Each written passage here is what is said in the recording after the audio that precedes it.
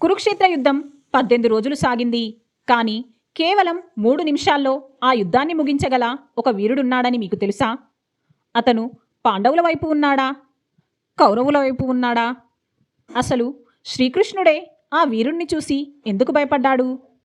గెలిచేవాడి కోసం కాదు, ఓడిపోయేవాడి కోసం ప్రాణాలిచ్చే ఆ మహావీరుడెవరు? భీముడి మనవడు, ఘటోత్కచుడి కుమారుడు, బార్బరీకుడు. శివభగవానుని మెప్పించి 3 అద్భుతమైన బాణాలను వరంగా పొందాడు. మొదటి బాణం శత్రువులందరినీ వేటాడ్డానికి గుర్తుపెడుతుంది.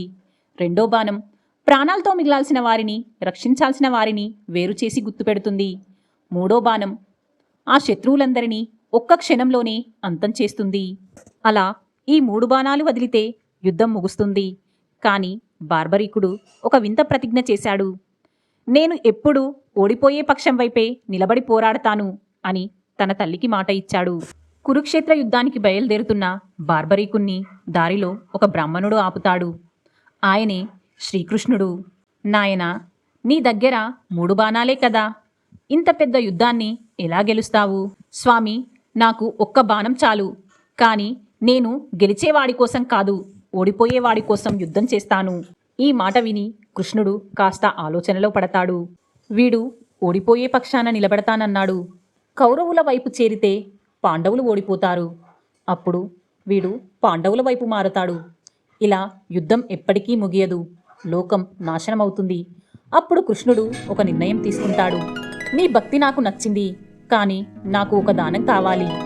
నీ తల నాకు ఇస్తావా? క్షణం కూడా ఆలోచించకుండా, నువ్వు పరమాత్మవని నాకు తెలుసు స్వామి, నా తల నీకే. కానీ యుద్ధం మొత్తం చూడాలి, అదే నా కోరిక.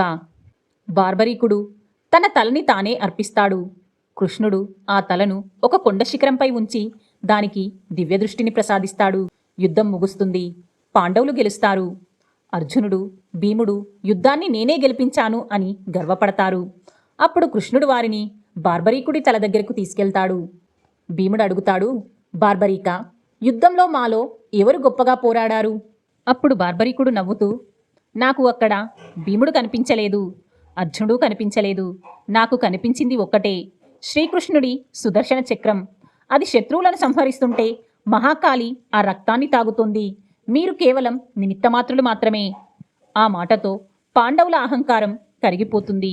చూశారుగా బార్బరీకుడి గొప్పతనం.